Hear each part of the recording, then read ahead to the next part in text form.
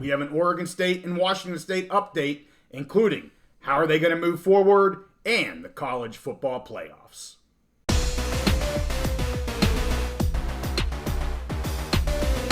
Conference realignment and the college football playoff are always in the news, so we're back on the big mountain to keep you updated. Hey, it's great to have you here on the mountain. If you're new to our channel, make sure you give us a subscribe. We stay on Oregon State and Washington State, the PAC-2 as we call them now. We've been on them ever since this whole debacle began back in the middle of 2023. At least, well, I should say when we started our channel in August of 2023. Got some awesome Beavs and Cougs fans, so we want to do an update. Want to talk a couple things. First, I just want to go over briefly kind of where they're headed moving forward. We don't know exactly. There have been some statements that have been made that I want to bring up here, and not too much new stuff that we haven't already gone over, but I think it's important to talk about.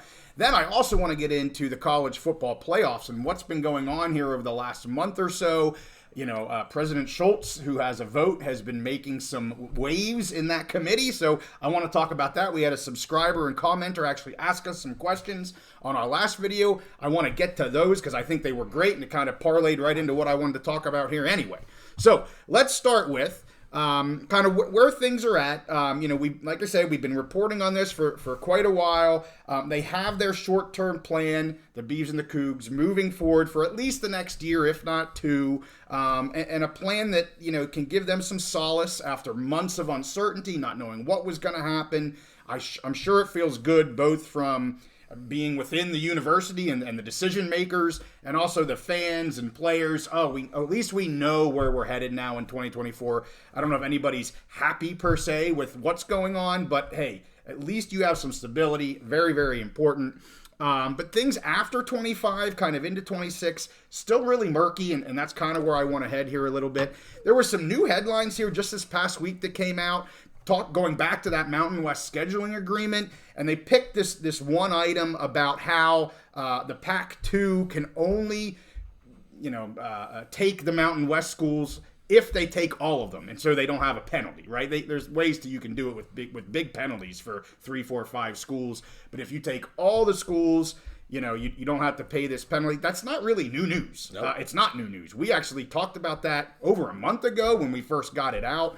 I find it kind of odd that they're kind of presenting this as new news. But anyway, you can go back and check out that episode. I'll put it up here if you want to go back and hear what we had to say about that. Real quick point to that, because I know you have a bunch you want to get through. I'll just say we're not usually the one to break news, and we really didn't break news. It was you went through their agreement in detail. We love to get in stuff in more detail. You kind of picked that out, and so we've been discussing that for a while. But I don't think it didn't make the national headlines and get the big sports media. So now they're all of a sudden discovering it, like, wow, this is new news, and we talked about this a month ago. Exactly. I do want to be clear on what it actually says, though. The agreement protects the Mountain West for 2 years after the 24-25 season. So, this next football season, we know kind of what's going on with that agreement. Again, we talked about that. But the penalties are actually in effect for the 25-26 and 26-27 season. So while there's an option for the 25 football season for this agreement, these penalties protect the Mountain West for another year after that, and that kind of is going to lead me into the longer-term game planning here for Oregon State, and Washington State. I apologize, Beavs. I apologize. Oregon State and Washington State. So let's kind of move past this. It's being reported right now, no negotiations have gone on in terms of a merger. That's not surprising to me. They still have a lot going on that they have to figure out with the whole PAC issues and everything else. They've got their schedule. I don't see negotiations happening for quite some time here between these two parties. And they actually say it's still pretty far off. Again, not surprising. I think both sides want to see what the landscape looks like for college football and for the PAC. Yes, it's a PAC-2. They have control, but we've talked about before, they really need to understand their finances, especially from liability standpoints. We've done episodes on the USC, Pac-12, NCAA, NIL, and NLRB. See, I can't say that. I did it again. NLRB lawsuit that is heating up dramatically right now. So I think there's a lot of good reasons just to kind of let things lie for a little bit. They can both have a better idea of what's going on. And Athletic Director Chun stated that he would only read into it as an option, meaning a merger. He would only say it's an option. There's nothing other than that right now. One on the list. Interestingly, some officials from around the athletic world, college athletic world, are wondering why these two schools are choosing to stay with the uncertainty and clinging to the old way of thinking. Something, Steve, you've been talking about with this whole P2 group of 8, whatever that's going to look like. Opinions seem to be that a merger with or joining the Mountain West makes the most sense for these two schools. That way, they can use the Pac-12 money to smooth out their transition, prop up their athletic departments. One person had been heard saying they just haven't accepted reality yet. I know we've got a lot of Beavs and Cougs fans. I probably should have prefaced with this. There's probably a few other things I'm going to say in this episode they're not going to completely agree with. But I totally get from an outsider's point of view where these people are kind of like, they haven't accepted this reality. And to me, it's twofold. That reality is twofold. One, the PAC is almost no more. And a lot of people struggle to hear that. There's too much value in the name. Okay, maybe. The other one is this P2 G8 issue. And you're going to hear as we go through this, they're still clinging to this Power 5. You're going to hear that when we get into the conference football playoff issues. They're really holding on to this Power 5. And I think, I fear for them that they're holding on to this P5 program. And they said they want to carry themselves. They want to fund themselves as a P5 program. And I think effective right now, Steve, there's no such thing anymore. So I'm worried for them that they're clinging on to historical definitions of where the college football is right now. And I'm worried they're going to get into some trouble with that. I could be wrong, but that's really what concerns me. So that's kind of the first part. What are you thinking, Steve? Yeah, so, first of all, it's funny because some of the very first conversations you and I had and some of the first episodes that we talked last August and September about this, we said back then that the whole college football world was going to have to get used to there isn't a P4 or P5 anymore. Mm-hmm. It's just the P2 and everybody else. And at the time, it seemed kind of like, hey, that's our little game that we like to play here or whatever. Yeah. Well, now here we are, flash forward to February 2024. You have the Big Ten and the SEC announcing they're forming some kind of an advisory board to direct the future of college football. You have all of these rumors and everything that the Power 2 are going to break away from everybody else. And that, that's where we started to where we are now. It's just amazing how quickly, we were on that, but there's a lot of people, not just Oregon State and Washington State, who are dragging their feet on that reality. So I'll take a slightly different viewpoint where I actually think the decision makers, this is another topic we talked about, decision makers versus the loud voices. Okay. I really actually think the decision makers for Oregon State and Washington State, I think they have a good understanding of the reality of the situation going forward. And that's why I think the Mountain West deal was so smart for them, because it allows them to push the pause button, as I've said before, and kind of just keep everything, they can still have a schedule, they can play football, they can operate over the next year while the new version of reality demonstrates itself. So we have open court cases. Nobody knows exactly what college football is going to look like in a year or two from now. Sure. So, but here's the thing: at the same time, it's just the realities of college football. You have boosters, you have donors, and you have recruiting. So recruits, what do recruits want to hear? When you're trying to bring players in, they want to hear you're at the top of college football. They want to hear you. They want to hear you say, and the one, I think it was the Washington State coach. He said it on the field after a game. We're a Power 5 program, okay? Right. And that's their coaches are directly involved in recruiting, and you have the fans and you have the boosters who they want to hear. We're going to compete at the highest levels. To me, and this is just my opinion. They almost have to placate the fans, the recruits, the boosters, that we're going to still fight. We are going to keep on fighting to stay at that highest level of college football, where a lot of their actual their actions and the words that they've used when talking about their future. They talked about the Mountain West. They talked about regionality. They did say they wanted to. I think they've used the words exhaust all options, looking for a Power 4 home. So to me, I kind of take that as they are buying themselves time. They see that there's going to be a change in reality, but at the same time, they don't want to wave the white flag to their fans, to their boosters and their boosters and their dosters in their boosters, donors, and recruits. I got you. Yes, excuse me. Okay, so that's just kind of my take on that. We'll see going forward. Now, I know you're going to talk a whole bunch about the college football playoff. Yes, here that's soon. the next part. So I will just say one thing. I'm really interested to see what you have here. Okay. I will say when you talk about the college football playoff, the way the playoff is currently structured, it is all broken down. The verbiage that they use is P5, Right. G5, as far as how the revenue is broken down and distributed.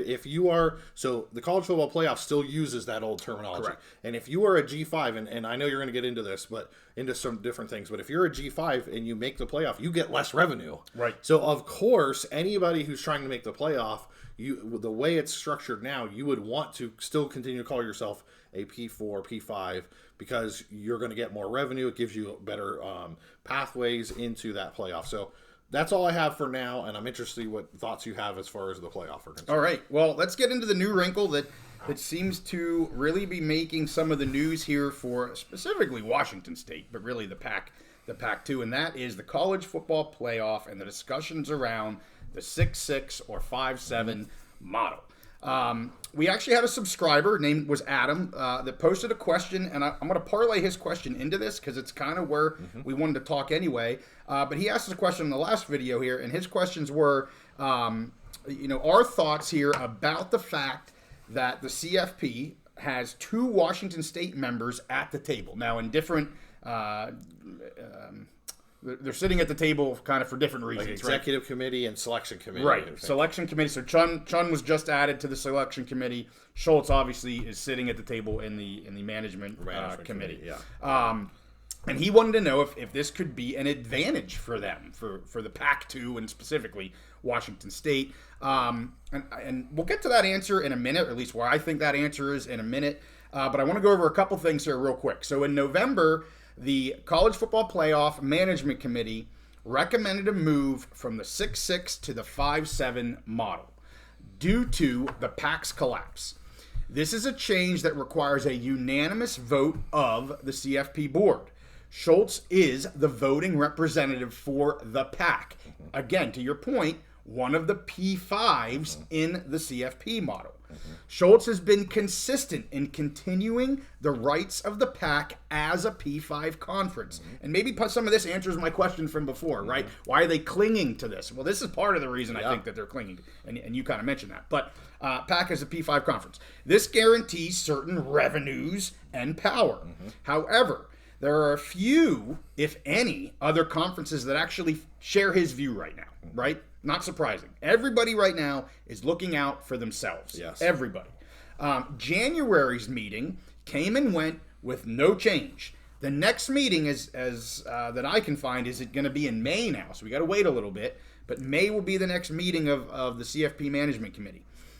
Some schools have begun being vocal in the press about this change or lack of change. I know there's coaches now talking about this, a lot of people talking about this, and the fact that it should be changed in their minds.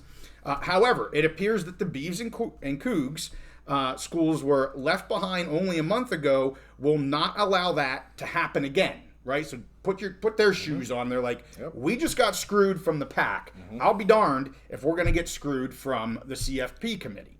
Per Chun, they are laser focused, these 2 schools, laser focused on their intentions of staying a Power 5 program, whether through joining an existing conference or rebuilding the PAC. They want to be Power 5. Lastly, Chun, as I said, was added as a new CFP selection committee member, and this is going to be a 3-year term now for him. The play here, you kind of have 2 things that are completely at odds, right? So the PAC wants to maintain their autonomous status for the next 2 years. They want to be a Power 5, 2-member Power 5 conference. Everybody else is saying no, right?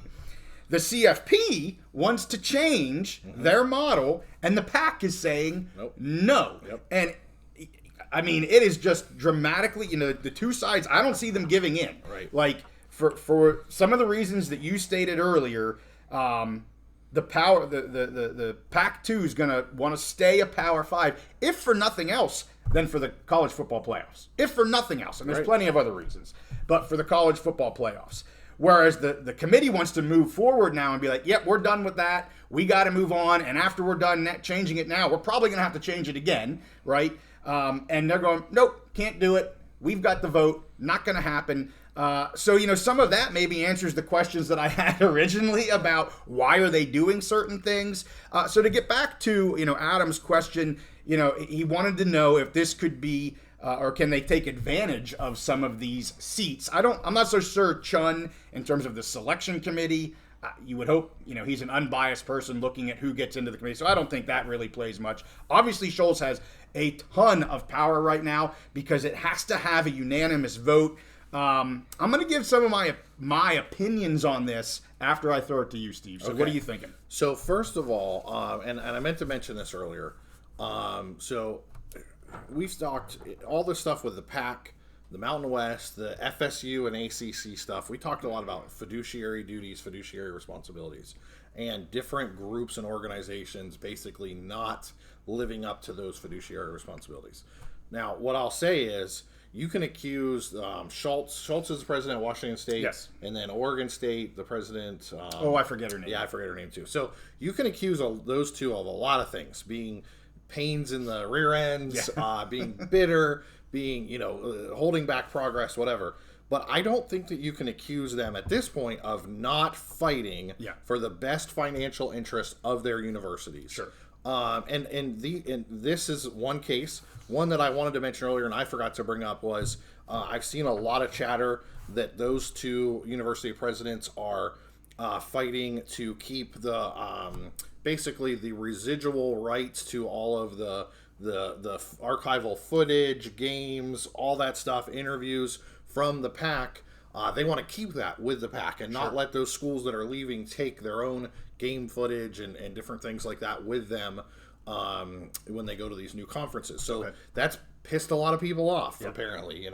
USC and UCLA, I mean, they're long storied programs. They want to take their videos of their big games with them and take them to the Big Ten network. Some of the other programs want to take theirs with them to the Big 12. So that's one example. And then this college football playoff. Here's the thing. To change right now will not help Oregon State or Washington State in any way whatsoever. So I can see the reason why they're clinging to this for different reasons. We talked about the revenue piece. Yeah. We talked about just how we understand that it's Power 2 and everybody else, and I think the national media is finally coming around to that. But the way the college football playoff is structured is they are structured around a Power 5 model and a G5 model. Right. So I'm sure they want to stay in that. They want to keep it the way it is and stay in that Power 5 side for the college football playoff. Now, the reporting about this has been really strange. Yeah. If we go back a month or so ago, all the reporting was about, and I forget his name, the commissioner of the AAC, and how he was the lone guy holding all of this up. Well, all of a sudden, suddenly, I think in December or January, it's announced he's going to retire. He's not going to hold this vote up anymore. And it was kind of represented, at least, I'm not going to say reported, but represented by the media that this was a done deal. They were making this change. It was going to happen. Everybody agreed to it. Well, here we get to the January meeting, and no, not everyone has agreed. The PAC has not agreed. Right. So I think that took a lot of people by surprise because there was all of this assuming. Now, here's another thing. When the college football playoff was created, they decided to make the rules that everything has to be unanimous, okay? And one of the reasons they decided that was there were conferences that were afraid. The Big 12, was on the verge, on the brink at different times. The ACC has been threatened. And so they were afraid that, suddenly The Big Ten and the SEC would decide, hey, the Big 12, you're not a power conference anymore. You haven't made the playoff. ACC, you haven't made the playoff in the 7 out of the first 9 years. You're not a power conference anymore. Whatever, something to that extent. So they decided to give everybody an equal say at the table, including the athletic director of Notre Dame, where he's just representing one school. Right. Right. So it is what it is. They made the rules. It has to be unanimous. So for the other schools and the other conferences to, complain now that one conference of 2 schools is holding it up, doesn't make a lot of sense because that's the way they wanted it. So now, obviously, that sounds a lot like, what's going on with the ACC and them trying to make the grant of rights unbreakable and whatever. But so sometimes, you make rules and they come back to bite you later. Yep. It is what it is. So that's my thought on that is I know Schulz, basically Oregon State and Washington State, they're not making any friends right now. I think you're going to talk about that. Yes. And there are possible, that could blow up in their face. Right. But at the same time, they're definitely, obviously fighting for the best things that they see for their schools, for their universities, to make the most money, to make the most revenue, to support their student athletes. So it does not surprise me one bit that they're fighting these changes for the college football playoff. Well, let me first hit on what you just talked about, and that's that they're playing by the rules that they made. Apparently, there's rumors that there was this discussion between Schulz and another, I'm assuming, management committee member of CFP, kind of like asking Schulz, why are you doing this? Why are you pissing everybody off? Right. Or whatever the case. Why are you holding this up? And, one of his responses is like, we made this. This is what we made. Right. We're following the rules that were made. The whole unanimous, the whole whatever it is. And one of the responses apparently was kind of like, yeah, we didn't think it was going to get this far. No. Well, nobody ever thinks it's going to get this far until you've got a Pac-12 on the verge of complete annihilation. It's collapsed. Now annihilation. The ACC, we'll see what happens there. The SEC and Big Ten potentially rumors moving away from and creating their own. We didn't think any of this was going to happen a few years ago, for Pete's sake. So, in fairness, like, we made rules, and we have been living by them and running our conference committee, playoff committee by them. Just because I'm a conference of 2, which we are allowed to be, you can twist my arm all you want, but I have every right to do what I'm doing. So, I just want to say a few things. But I wanted to say that first because it kind of goes in line with what you were saying. I do want to look at short-term and long-term. I think in the short term, yes, they're going to piss people off, but they have every right to piss people off. They're not beholden to anybody except for their schools. That's it. And they're, I guess, 2-member conference, but specifically, they're beholden to their schools and their schools alone. So he can piss them off all that he wants. He has every right to do that. And he clearly is going to do it. And, good for them because they just went through an hellacious 6 months or whatever it was, probably longer than that. And like I said before, they've already been through that, and they're going to be damned if they allow that to happen to them again. So they will cling on to whatever they have. And right now, it's in their favor. Like, that one vote can stop anything from happening. So you better be darn sure he's going to use what he can use. So short term, I feel this is an advantage for them to continue down the path of trying to create or maintain or still be in a Power 5, Power 4 conference. But long term, and it goes back to what we reported before, it was A.D. Chun mentioned, we want to either be in an existing Power 4 or create a new Power Conference, maintain the PAC. Well, if your plans A and B are either go to another Power 4, you're pissing everybody off right now. Now, is that going to be enough that they don't accept you? I don't know. Right. But it's definitely not in your advantage to do that if you're trying to show the other conferences how great you are and how well you can play along with each other. Yeah. That's not really going to benefit you in the long run. Potentially. Lots of other things out there, but that's one piece to me that is the risk right now of if they want another conference to accept them, potentially, this is not helping that cause at all because they're pissing everybody else off. So I think long term, I give it a little bit of you better be careful how far you want to push this. Not making too many friends. No, not at all. The other thing I just want to say is, let's look at the Power 4. And I'm going to stay with where we're at right now. I'm not going to worry about this potential breakaway Power 2. I'm not going to look at that. Let's talk about where we are right now with the Power 4 and the 5th trying to recreate a 5th conference, right? But look at the status of the other 4 conferences right now.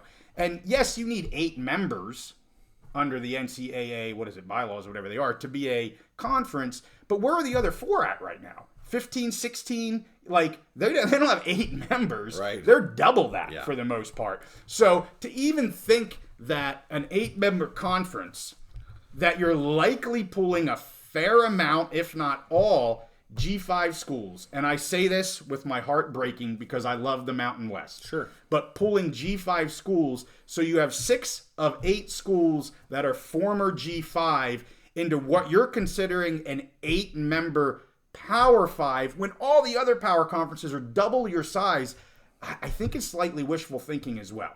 Yeah. Can they get there? Can they do it? Yeah, they can do it effective right now, but as we know, everything changes. So I just, I'm a little concerned. Short-term advantage them. Yes, they can continue to say we're in a Power 5, we're rebuilding a Power 5, everything that they've been saying. Advantage them 100%. 2 years from now, it kind of goes back to the beginning of what I talked about. I'm not so sure it's their advantage anymore. Time will tell. Yeah, and the thing with that is, who knows where we're going to be 2 years from now? Mm-hmm. What's going to happen with the ACC? Are they going to have the same implosion? So I definitely think that there's risk, as you point out. I think it's just so hard right now to define that risk. Yeah, for sure. That's part of the issue, and they have leverage now. Like we are under a major time of change, and they're gonna to me they're gonna keep holding every little bit of leverage they have. Sure, they're gonna hold on to it because they were just in a position where they put their trust in their fellow PAC members, right, and they got just left hanging, holding a flaming bag of poo. And so they're gonna hold on to what leverage they can muster. Well, and you said it on the last Mountain West episode that we did. It's kill or be killed. Yeah, kill or be killed. And they were killed. Yeah. To some degree, and they're looking to kill in whatever way they can, and they have every right to do it. So. With that, I think we'll wrap this one up. Got a little bit opinionated on this one, but wanted to hit that college football stuff or playoff stuff because it's big headlines. And honestly, I don't see Schulz is going to change at all, and I think they're going to have to deal with this and deal with the way it's set up, at least for right now in the short term. And advantage, PAC-2, no doubt about it. So there's your answer, Adam. We thank you for that question. We also thank all of our viewers for watching. Give us a like, give us a subscribe, give us some more comments. We love reading them. We love commenting on them, bring them up whenever we can. And with that, hey, we'll see you next time on the Big Mountain. The PAC-2 is pissing in everybody's Cheerios.